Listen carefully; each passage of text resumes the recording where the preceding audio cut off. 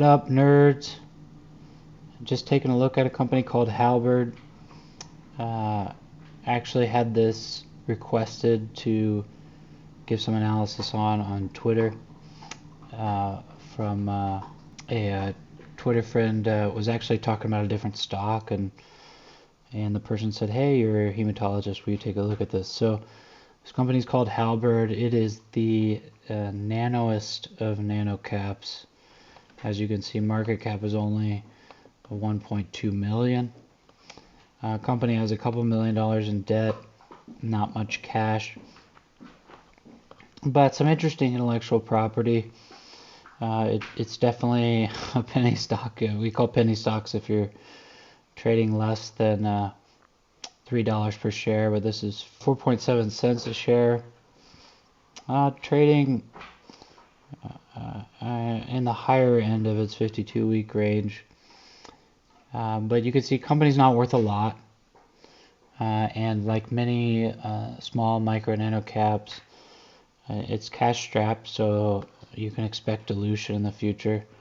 But will that dilution, in a successful investment in this market cap range, the dilution should pale in comparison to multifold return, or at least that's the way I look at it. So does this company's intellectual property, is it valuable enough? Will it be valuable enough long term to far outweigh any dilution? And they're doing some interesting stuff. You can basically think of this company's property as a dialysis machine, except whereas dialysis is going to filter toxins from the body and place the kidneys, they're looking at doing different things with dialysis. So for instance, for bloodstream infection, they're looking for indication of actually removal of some of that bacteria from the bloodstream. And interesting application, or at least theoretical application to cancer. We know cancer is a blood-borne illness and spreads from the primary site to other organs in the body. We call that metastasis, and that happens from mostly through the bloodstream. Can happen from direct invasion of one area to another. Can happen through the lymphatics, but through the veins and arteries, the bloodstream, that's a predominant spread distantly for most cancers. So they're talking about, instead of using poisons and radiations and targeted therapy and immunotherapy and transplant as we use for other cancers, they're talking about actually removing the metastatic cancer cells from the body. So it's a revolutionary idea. How much do we know that improves clinical outcomes? We don't yet.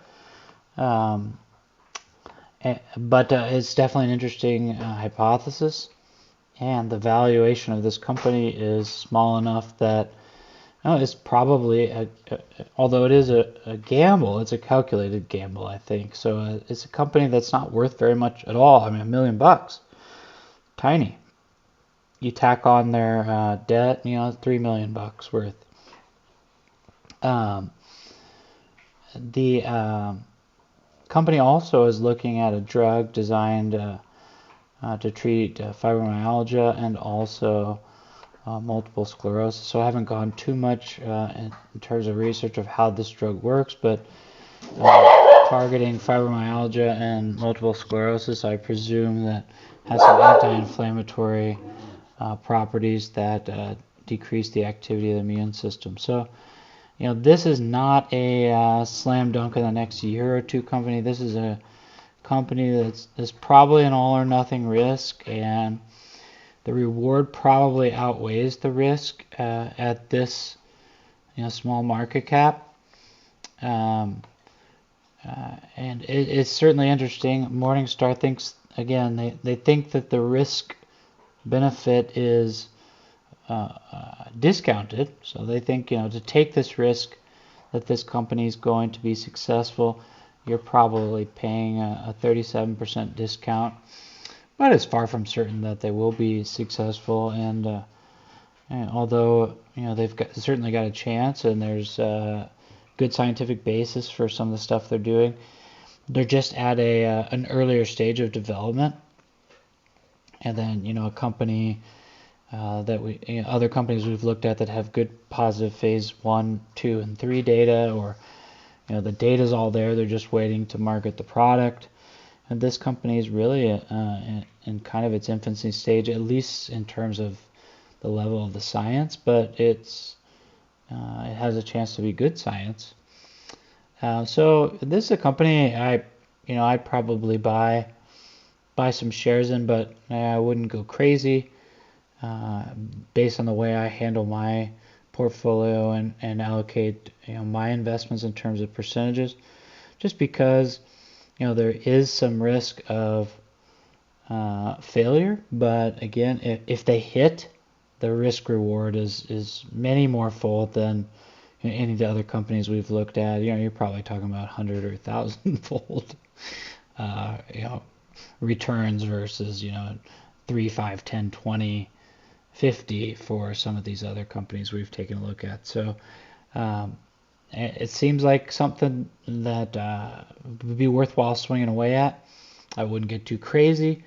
Might go a little crazier if some of their data shows positive results in some of their studies, but it's an interesting company and something I have added to my watch list based on this request, and pretty cool stuff.